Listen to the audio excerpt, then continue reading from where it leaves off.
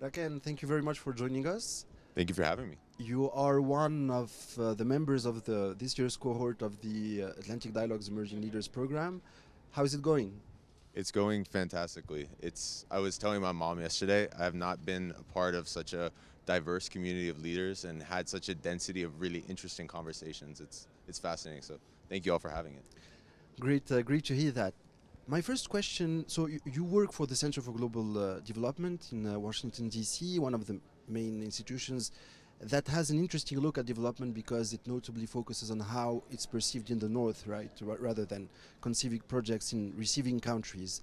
And a lot of the talks that we had, notably here in Marrakesh a few months ago, was about crowding in private investment in the green transition globally. What does it mean?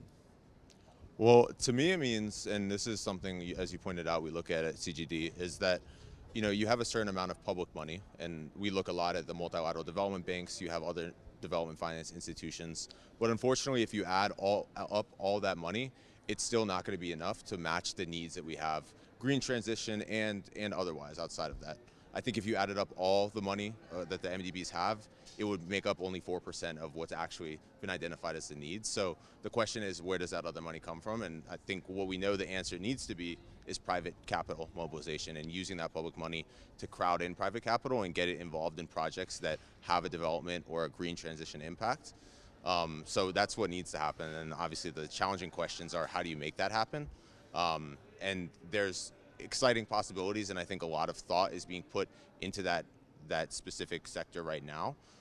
There's no easy answers like that we've seen, but there are some potential answers around risk sharing, bonds, things like this, things at the portfolio level, securitization, and institutions that I think have been overlooked in the past that we could take another look at. For example, MIGA within the World Bank Group, and then other institutions as well. So a lot of possibilities. Again, none of them easy, but I think a lot of people are thinking about those types of things now and how to bring in that private money alongside the public money so you can fill the enormous gaps that exist. If maybe, Rakan, you could just go through some examples. You quoted some of them, right? But so are we talking about private companies? So for instance, infrastructure companies? Are we talking about money managers and notably funds? And depending on what we are talking about, where does the money come from? And what are some of the examples of innovations that you think are interesting and that we observed in the past years? Absolutely. And I mean, to answer in brief, it will be all of the above. I think starting with project level risk sharing and things like that. So for example, one of the things we looked at the Center for Global Development is credit guarantees, which can be applied at the project level to basically de-risk. So you have an MDB coming in, de-risking something for the private sector. And so at that level, you're probably looking at working with infrastructure companies or things like that, looking at infrastructure projects in particular, and then taking off some of the risks so that you can mobilize the amount of financing needed. One of the data points that we found in our work at Center for Global Development was that every $1 of guarantee mobilizes 1.8 commercial dollars, which if you look at it is a much better ratio than what's being achieved at the MDB level generally. It's probably still not what we need, but it is bringing in larger volumes and larger scale, even at the project level. So that's one thing at the project level. And then I brought up MIGA, but MIGA is an institution, but all of its projects are guarantees or political risk insurance and things like that, things that de-risk certain investments. And MIGA has a fantastic track record. They have basically $1 billion in paid-in capital, or $1 billion in capital that has created a portfolio of $28 billion in investments, and then only $366 million of the billion in capital is actually paid in, which means like if you make that a multiplier, it's 76 times the multiplier. So institutions like MIGA are focused at the project level. So that's infrastructure companies, but you also mentioned asset managers, and that's where I think looking at the portfolio level, securitization, portfolio guarantees, things like that, this provides a way that you can get the big asset managers that just have, we talk about this huge need for capital. They have huge sums of capital.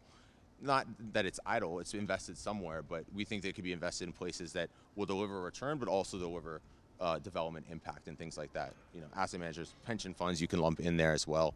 And then, private companies, I think there's like a place for venture capital and things like that. We don't focus on that as much at the Center for Global Development, but certainly like private enterprise, I think that also has a role to play. So you mentioned risk sharing, and precisely there seems to be a mismatch between the perception of risk by asset managers or by players generally in the global north and in advanced economies where most of the capital is concentrated right now, and the perception of risk by African actors, notably by officials. Of course, it could be their role to say that the risk is not that high, but there is this mismatch, and there are talks at the African level of creating an African rating agency, because rating agencies in advanced economies are not necessarily as knowledgeable about the African realities as the Africans themselves can be. I was wondering what your take on this is, and if you think dialogue or cultural shifts are possible to alleviate some of that, let's say, asymmetry. Yeah, no, it's a fantastic question. It's one we actually explored at CGD because it comes up, often is there kind of a risk premium being applied just because this investment is in Africa? And when we looked into the literature, the results were inconclusive, which was frustrating because there is a shortage of capital in the global South in general and especially in Africa. And so I think whether there is a risk premium just based on the fact that a project is in Africa, again, the literature is inconclusive, but I think the broader issue, like irrespective of the answer to that question, is that the cost of capital in Africa and in the global South generally is more expensive. And so the question is whether it's because of the rating agencies or for whatever reason, whatever methodology is being used, at the end of the day, investors are going to charge you more. And so how do you bridge that gap? And then, so to your point of risk sharing, I think that's the opportunity that public sector has and public finance institutions is to come in, take off some of that risk, just so that when you're a private investor looking to invest in something, the risk is low enough and the return, at a certain point that you're willing to put forward that money. And the ideal would be that with little bits of public money, maybe not little bits, but like looking at the mobilization factors, you're mobilizing more private money by just taking off that little bit of incremental risk. Whether it comes from a flawed methodology or not.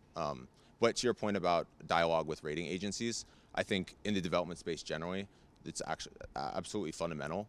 I think even the multilateral development banks that, the rating agencies have their supranational desks that have entire teams dedicated to them, but there are certain elements of their capital adequacy setups that aren't necessarily accurately captured by the rating agencies. And so I think having that increased transparency into projects, institutions, and things like that is fundamental to really appropriately labeling the risk of whether it's projects or institutions or things like that. So yeah, it's a fantastic point.